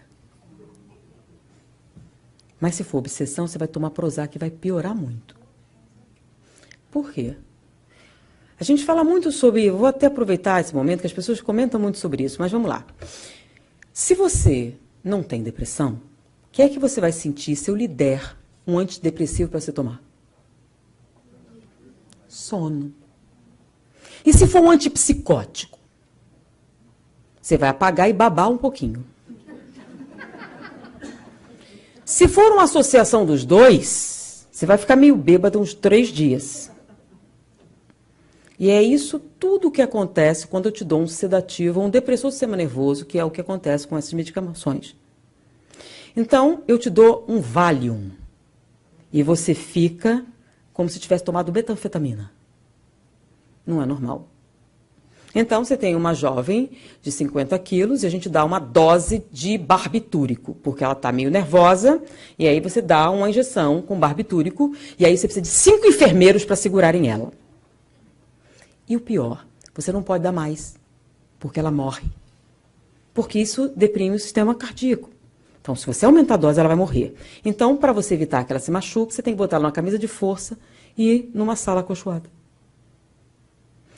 Isso eles dão o nome de efeito paradoxal. Não acontece todo mundo, mas acontece. Em vez de acalmar, você sobrecita. Acontece com algumas pessoas que tomam sedativo, né? Então você vai operar a pessoa e aí normalmente se dá um sedativo. E algumas pessoas reagem estranhamente. E começam a falar, levantam, ficam... E eles chamam isso de efeito paradoxal. Então, minha mãe é médium. Se ela tomar um gardenal, um troço qualquer, que se dá antes de uma cirurgia, ela dando a ver os espíritos falar, ver morta, aquela coisa toda. Então, quando ela vai operar, eu vou junto e digo assim, olha, você tem que mudar o anestésico. Por quê? Ela faz efeito paradoxal. Ah, tá. Sério. Aí, normalmente, eles dão um anestésico diferente, que paralisa primeiro, depois eles sedam. Porque se der, vai... Que é o que acontece com quem? Então, é até um diagnóstico diferencial. Remédio psicotrópico não deixa ninguém louca. O que deixa metanfetamina, tá? Anfetamina, cocaína, não é o caso. Todos esses outros remédios são depressores do sistema nervoso. Se você tomar, você dorme. Se você tomar e acordar e ficar loucona, é que, na verdade, é obsessão. Por isso, um tratamento muito antigo está sendo reativado hoje, o eletrochoque. Por quê?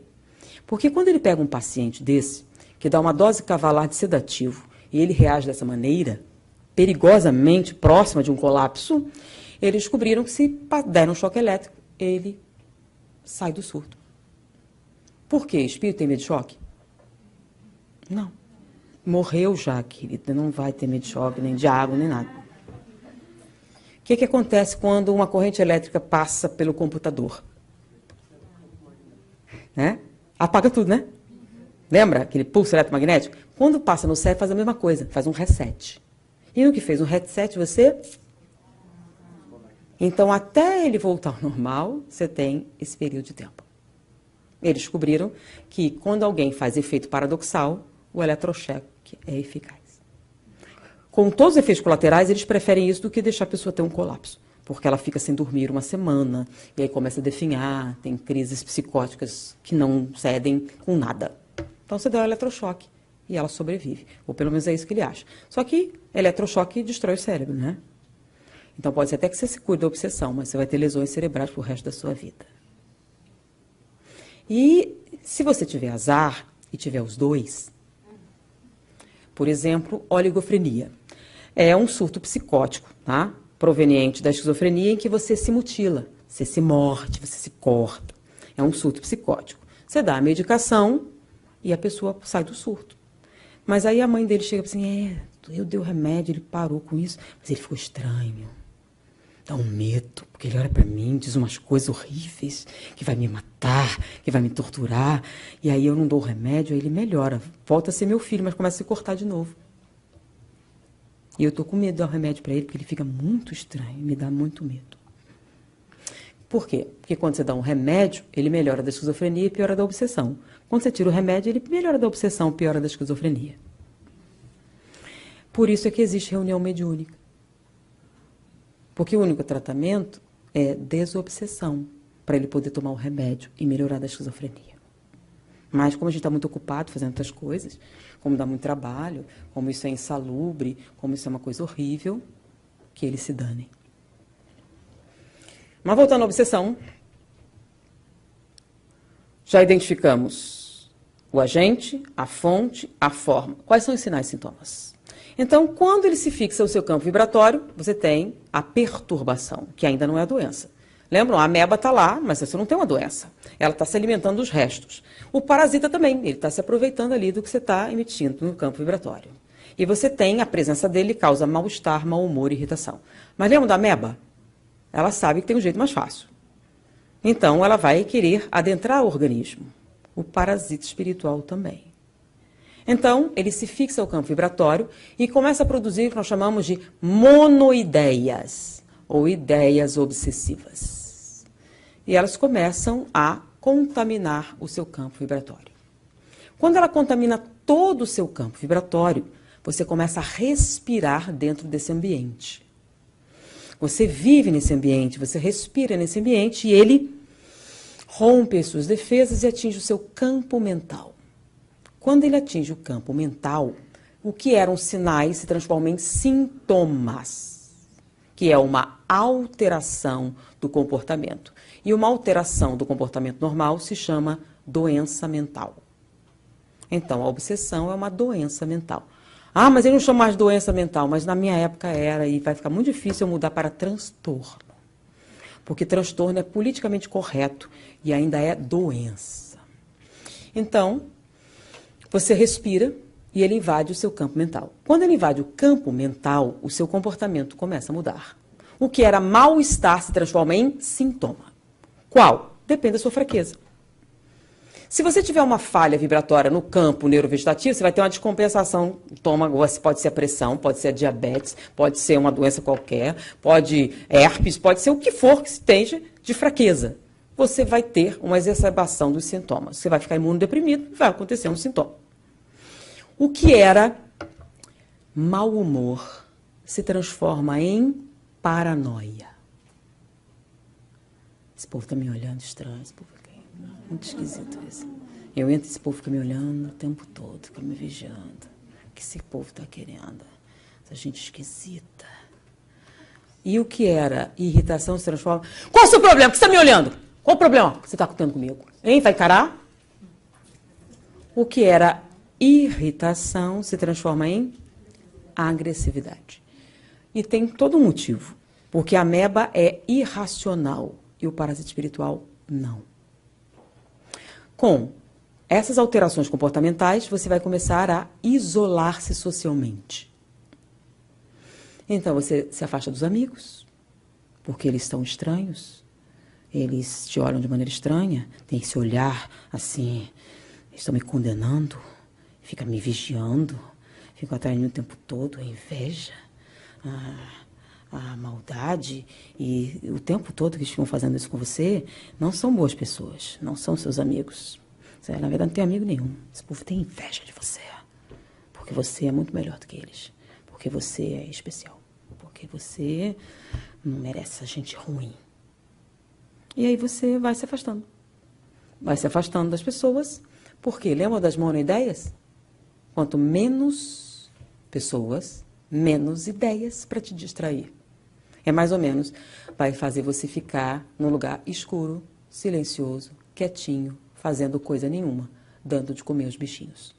Síndrome do pânico pode ser considerado nesse estágio? Não, não é. Esse é um ensimesmamento, um isolamento.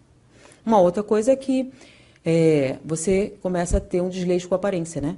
Falta, porque roupa rasgada pode até ser moda, mas sujeira não é moda, né? E falta de banho é um sintoma. Por quê? Água é um solvente universal. Tá? Então não é porque ele gosta de sujeira, é porque quanto menos água, menos o quê? Por isso que a gente usa água e não Coca-Cola para fluidificar.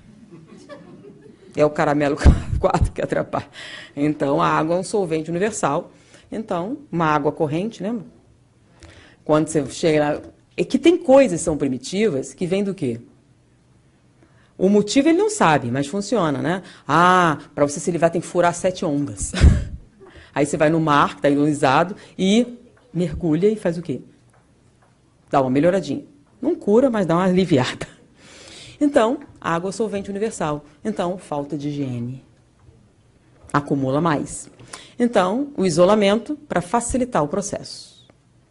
E aí, respirando isso, quando ele finalmente domina o seu campo mental, acontece um fenômeno que é a distorção da realidade. O que você ouve não é exatamente o que a pessoa disse. Porque entre o que você escuta e o que você entende tem um parasita espiritual. Ele não muda, mas distorce. Então acontece uma coisa assim, né? É quando a pessoa chega e diz, parece que eu estou falando grego. Eu digo uma coisa e entendo outra. Eu já não posso conversar. É impossível. Tudo que eu digo se transforma numa agressão.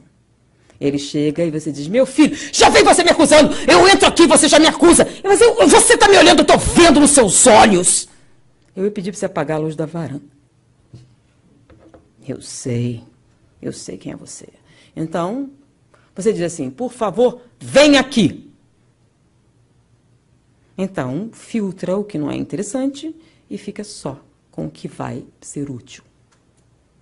E o que era paranoia se transforma em comportamentos exóticos. Agora ele não liga mais, né?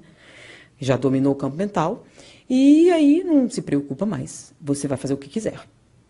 Então, eu quero fumar, eu quero isso, eu quero aquilo, e já não é importante esconder para evitar que alguém atrapalhe. Ele não liga. É meu, agora você não tira mais. E aí ele não liga mais.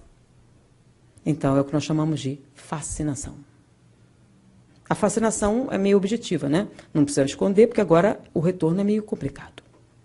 Porque você vai dizer o que exatamente? E o que ele exatamente vai ouvir? E, infelizmente, vocês sabem por que as pessoas viciadas morrem. Não sabem? Porque você experimenta uma vez para se sentir bem, né? Quando você satura, você tem que aumentar a dose para sentir a mesma coisa. E se você tiver 3 parceiros, e vai chegar um momento em que, se você usar a mesma dose, você se sente normal. Você vai ter que aumentar. E se você tiver muitos parceiros, aumenta depressa demais e tem uma overdose. Foi? Então, enquanto a ameba mata algumas centenas de pessoas, as parasitoses espirituais matam milhares de pessoas no mundo inteiro. Que simplesmente, com toda a tecnologia, com toda a medicina, com todo o conhecimento de psicologia, continuam fazendo isso. E não sabe por quê. A gente não entende por quê. O que é dependência psicológica? É o quê? Um tipo de histeria? Porque a histeria a gente entende, mas o cara faz uma convulsão, mas não tem nada dentro do corpo dele. Por que ele está fazendo isso? Ele nunca foi histérico antes. Tá? Ele é psicótico? É uma deficiência mental? É uma deficiência genética? Não há um padrão que explique. Não sabemos. Tá? Então, cientificamente, não tem explicação. Qual é a explicação? O que é uma dependência psíquica? Porque se fosse um transtorno comportamental, lembram? História pregressa. Você veria antes. Você teria um histórico.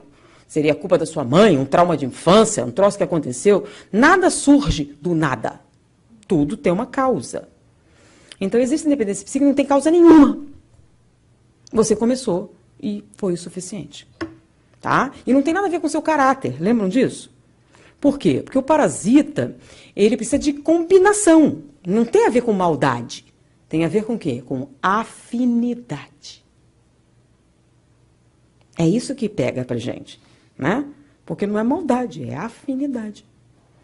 Então, o que atrai é o parasita. O comportamento. Bom, e a última? Por não. Só alguém me dá uma aguinha?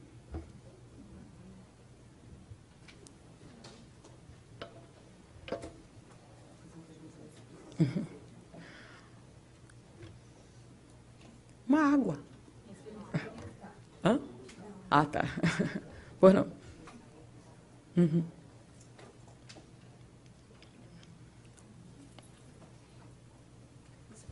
Você tem que falar um pouco alto. Isso poderia acontecer com, eu sei, isso poderia acontecer com o trabalhador espírita, que de repente é super trabalhador, de repente perde o interesse? Não, isso pode acontecer com qualquer pessoa. Como eu falei, não tem a ver com maldade. Tem a ver com afinidade. O que atrai o parasita é o seu comportamento. Não é o seu caráter. É que a gente confunde. Não existe só um tipo de obsessão. Existe a obsessão parasitária, ou seja, ele quer sensações. E existe o que a gente chama, um nome errado, mas ficou associado. Obsessão kármica. O que é uma obsessão kármica? Eu te odeio e quero me vingar. Então, eu vou ficar perto de você até eu arrumar uma brecha. Então, eventualmente, você tem uma falha sexual, mas eu não tenho. Então, eu não vou poder explorar isso, mas eu arrumo alguém para explorar. Então, eu propicio o seu encontro particular com alguém compatível e arrumo mais de um, exploro todas as fraquezas para você se dar mal. Então, sempre vai dar errado as coisas para você, porque eu quero que dê. Ansiedade entra nisso também? Não, ansiedade... Olha só, existem transtornos que são físicos. Existem transtornos que são espirituais. E existem os dois. Ansiedade é uma síndrome fisiológica de origem psicológica. Tá bom? O que é ansiedade? É um conflito que você tem. Vou dar um exemplo. Pago o aluguel e fico sem ter o que comer, ou como bem e fico sem ter onde morar. O que eu faço? Escolham. Aí você, não consigo dormir. Meu Deus, o que eu vou fazer? Oh, meu Deus, o que eu vou fazer? O que eu escolho? O que eu faço? O que eu faço? Você não dorme, não consegue. Sabe o que é mal pagar o aluguel? Você paga. Seus problemas só começaram, você não tem um tostão, vai passando fome e dorme profundamente. O que é que você resolveu? Os seus problemas? Não, o conflito. Esse é óbvio. O problema é quando você não sabe quais são as perguntas e não consegue escolher. Então, o que é a ansiedade? É o medo vago de uma coisa que você não sabe o que é. Então, para você se curar da ansiedade, você tem que resolver o conflito. Você toma Lexotan, você tira os sintomas. Assim que passar o efeito, ele volta. Ok? O nome disso é ansiedade. Não tem nada a ver com obsessão. Tem que consertar primeiro o conflito. E a depressão pode ser obsessão? Viu porque tem que ser seminário?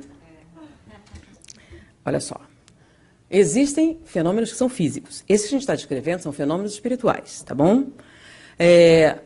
A linguagem do cérebro é dupla, elétrica e química, tá? Durante muito tempo a gente acreditou que era elétrica. Se a gente pegar você e botar no scanner, e eu te mostro a fotografia de um carro, eu vou ver o momento que você vê o carro, o momento que você reconhece a cor do carro, o modelo, tudo eu vou ver no seu cérebro. Aí eu pergunto, e aí, gostou do carro? Gostei, mas prefiro azul. Não tem nada de elétrico no seu cérebro. Mas você acabou de fazer uma coisa, não foi? Você escolheu, você verbalizou algo da sua personalidade, você fez um trabalho significativo, mas não tem eletricidade. E aí, com o aumento da tecnologia, a gente descobriu que essa escolha acontece na sinapse, fora do neurônio. Então, quando a informação passa de um para o outro, você escolhe a cor, você prefere o modelo, você gosta mais, você gosta menos, suas emoções, seus sentimentos, essa parte abstrata de você. E a gente descobriu que essa parte abstrata é química. Até o presente momento, nós identificamos na sinapse 72 substâncias. Sabemos mais ou menos para que servem 11, temos certeza de 7 e só temos tratamento para 3. Então, estamos muito longe de saber por que você sente como sente. Mas essas três são noradrenalina, dopamina e serotonina. Você já deve ter ouvido falar. Ah, mas tem um GABA. Não tem tratamento, não adianta eu falar dele. E todos os outros não tem tratamento nenhum. Bom, noradrenalina, imagina os 3 pedais do carro. Ah, sem ser aquele automático, tá? Um carro brasileiro. Que tem câmbio. Então, você tem o acelerador, você tem o freio e você tem a embreagem. Para que serve o acelerador? É que faz o carro andar, tá? O papel do acelerador no cérebro é da noradrenalina. Se você não tem noradrenalina, acontece o seguinte: você sabe, você entende, você tem vontade, mas não consegue. O que? Nada. Você tem que reagir. Eu sei. Você precisa. Eu sei, eu quero, eu gostaria, faço a maior força, mas não consigo. Você vai deitar e ficar lá. Porque você não consegue fazer nada. Você entende. Você até entende que não está certo, mas você não consegue fazer. Não tem noradrenalina. Então, os antidepressivos clássicos de primeira geração, eles aumentam essa oferta e aí você melhora. É a depressão endógena. Mas você tem a dopamina. A dopamina tem o mesmo papel do freio. O que é que o freio faz no carro? Se o seu carro perder o freio, o que acontece? Perde o controle. Então, a dopamina é que lhe permite ter controle dos seus impulsos. Então, você fica sentado aí. Por quê? Porque não está na hora de sair ainda. Você espera a sua vez porque tem gente na sua frente. E você é capaz de fazer isso, correto? Se você não tiver dopamina, você não faz. Então, se começar um pouquinho, é uma mania. Se for muito, você tem um surto psicótico. E você é incapaz de controlar seus impulsos. E aí a gente dá um antipsicótico para melhorar isso e lhe permitir ter controle. E aí você para de se morder, ou de atacar as pessoas, ou de fazer o que quer que você esteja fazendo. Então, você segura a onda. Mas pode ser também que você tenha pouca noradrenalina, mas não o suficiente, e muita dopamina. Você está andando com o freio de mão puxado.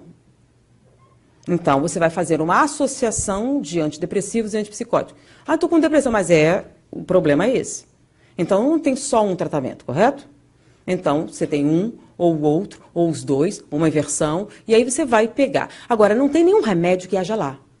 Todos os remédios agem diretamente, eles aumentam a oferta. Então, demora 1 ou 2 semanas para fazer efeito. Então, você tomar no primeiro dia não faz nada.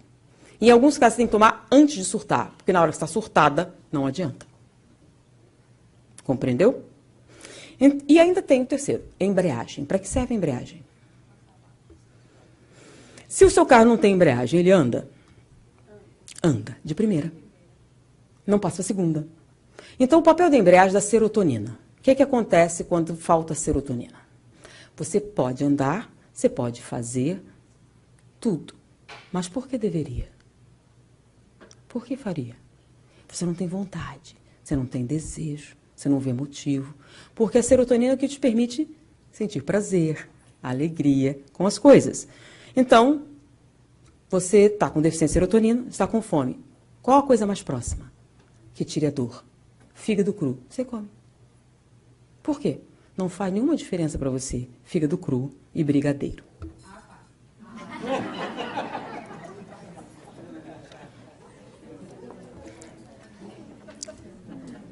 Porque o que faz o brigadeiro ser diferente de outra coisa é o prazer que você sente em comer. Se você tem uma deficiência grave de serotonina, você não sente. Então, olha só a situação. Você teve um bebê lindo, com o seu marido amoroso, na sua casa chique, e alguém vai visitar você. Que felicidade, que casal lindo, que bebê fofo. Você está tão feliz, né? E você sabe a resposta adequada. Você sorri, tanto certo, você foi muito bem educada, adestrada, e faz. E aí, um mês depois, você soube que a pessoa se matou. Por quê? Ela estava tão bem. O bebê estava direitinho. Ela não parecia deprimida, caída na cama, sem se arrumar, não. O problema é como ela se sente. Ela não sente nada. Ela não sente amor pelo seu bebê. Ela não sente coisa nenhuma. Ela cuida. Por quê? Porque é um bebê. Tem gente que é boa e faz. Se o bebê chorar, ela cuida. Mas ela não sente nada. Nada. Eu sou muito má. Eu sou uma pessoa muito ruim. Eu devia estar... Não consigo sentir nada. Que tipo de pessoa ruim faz isso com seu bebê? E ela se mata. E a gente ainda ajuda, né? Você deve estar tão feliz. E ela não. Então, mas por que você não vai notar? Porque ela pode fazer as coisas. Ela só não tem vontade. Só não tem motivo. Nem alegria. Nem nada. É a depressão mediada por serotonina. Aí você dá o remédio e ela faz o quê? Melhora. Antigamente era chamado de melancolia, não de depressão. Agora a gente sabe que é depressão. Você toma o remédio, melhora. Agora, se toma um remédio e não melhora, piora pra caramba, aí você já tem uma ideia que pode ser outra coisa. Ok? É até um diagnóstico diferencial. Mas a questão é, a parasitose espiritual tem tratamento? Lembra da ameba? Como é que a gente se livra da ameba? E lavar os alimentos crus em água e vinagre, né? Então, uma das coisas muito antigas que a gente vê é na cabeça vazia o diabinho faz crochê. Já ouviram essa? Não há obsessor que resista a um tanque de roupa para lavar. Chama-se responsabilidade. Trabalho. É o que dá defesas psíquicas, lembram? O negócio é que a gente trabalhou tanto, sofreu tanto, não quer que nossos filhos sofram. Você não quer que ele faça nada. Você quer só que ele seja feliz. Só que trabalho e dificuldade forjam o caráter. Lhe dão resistência. Lhe dão capacidade de lidar com os problemas. Você cria ele todinho e danoninho e achando que o mundo é a Disneylândia. E, eventualmente, ele é demitido. Mas não pode, acontece, qualquer um pode ser demitido, né? Você faria o quê? Saía para procurar outro emprego, ele entra em depressão. Eventualmente, você se apaixona por uma pessoa e ela não corresponde. Não é obrigatório, sabe? Você apaixona e ela não corresponde. O que acontece? Entra em depressão, resolve se matar. Por quê? Como não corresponde? Mamãe me ama, papai também. Todo mundo tem que me amar. Foi isso que você aprendeu. Não foi? Por que não gostei de você? Você é lindo e fofo.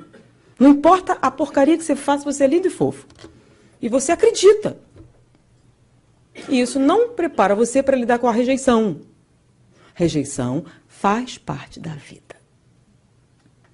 Agora, como você lida com ela, é o quê? Suas resistências morais. Tá?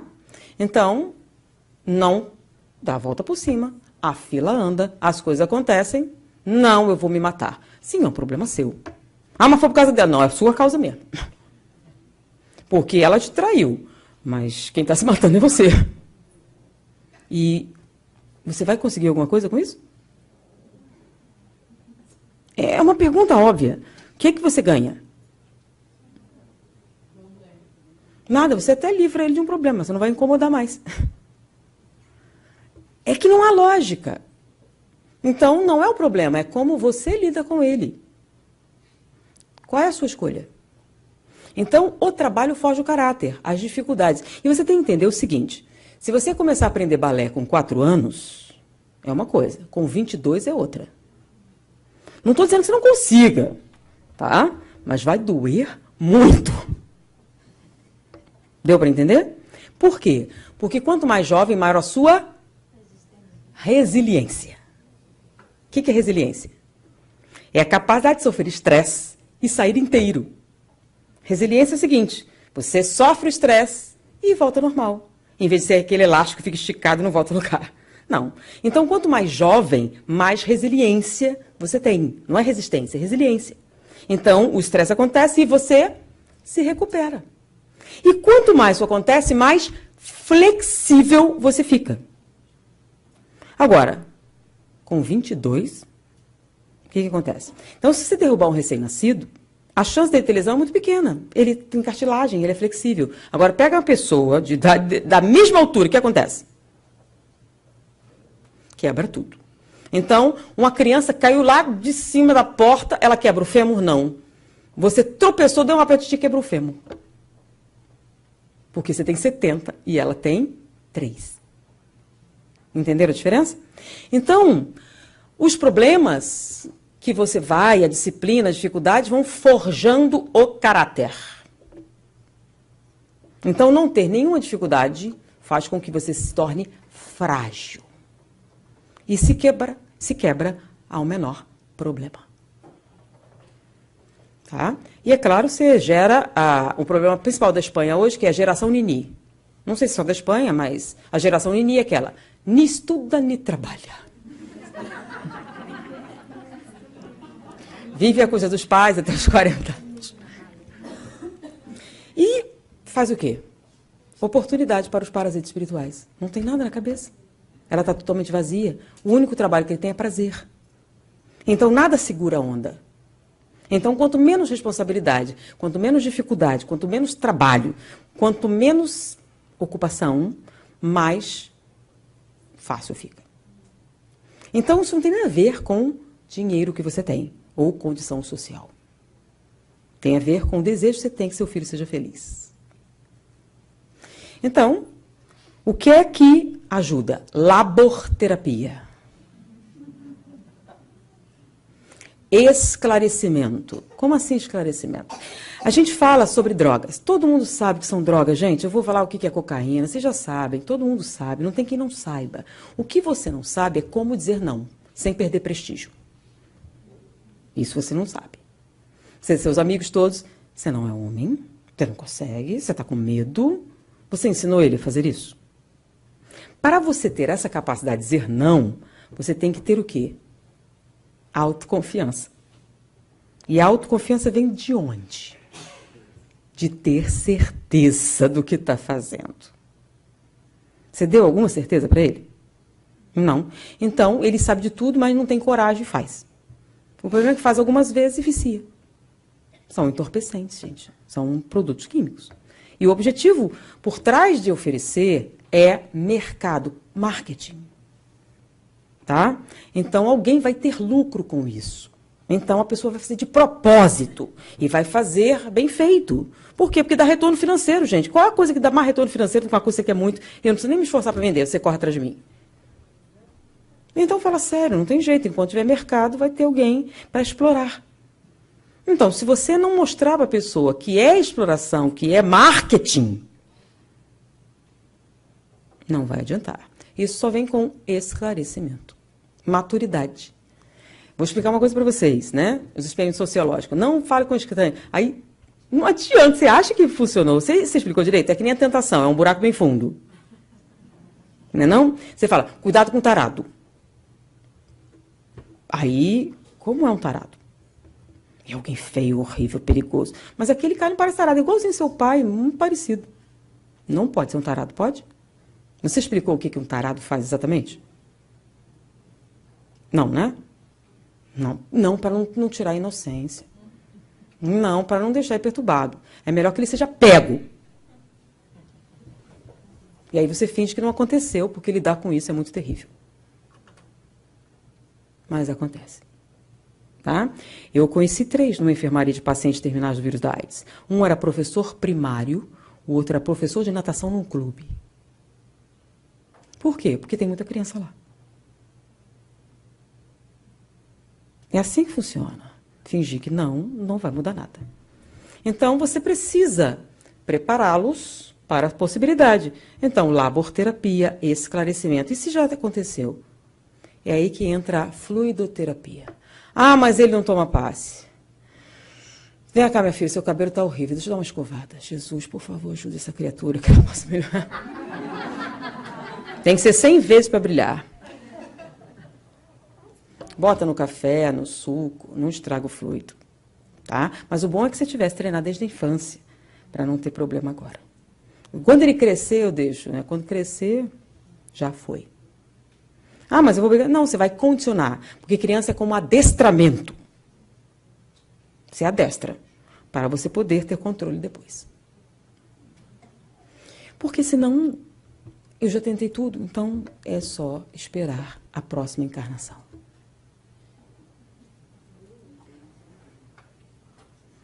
Porque a única defesa, nesse caso, é a profilaxia. Você ensinou seu filho a rezar? Por que ele faria isso? Ele acredita em alguma coisa? Você explicou? Se você precisar muito de ajuda, num determinado momento, desesperador, o que é que você pode fazer? Você falou? Claro que não. Você não quer que ele fique pensando nessa desgraça, quer? Não quer tirar o quê? A sua inocência. Mas crianças morrem. E se você não prepará-las, elas vão perguntar, cadê minha mãe? Cadê meu pai? E aí sim você vai sofrer muito.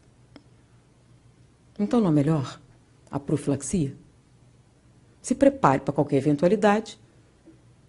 Se o cara não vier, ótimo. Mas se vier, você já está preparado.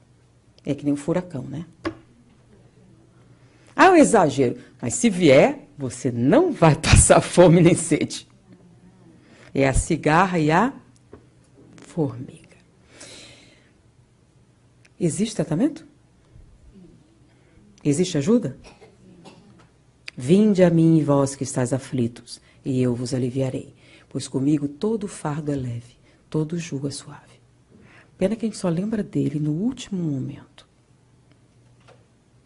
E se você não conhecer, não vai poder pedir ajuda. Já passamos do horário. Foi um prazer estar com vocês. Olha só, ia ter as perguntas, mas olha que horas são 9h15 e era hora do passe. Ok? Foi um prazer estar com vocês. Muita paz. Não teve pergunta porque eu acrescentei um monte de coisa que não fazia parte, tá bom? Foi um prazer estar com vocês.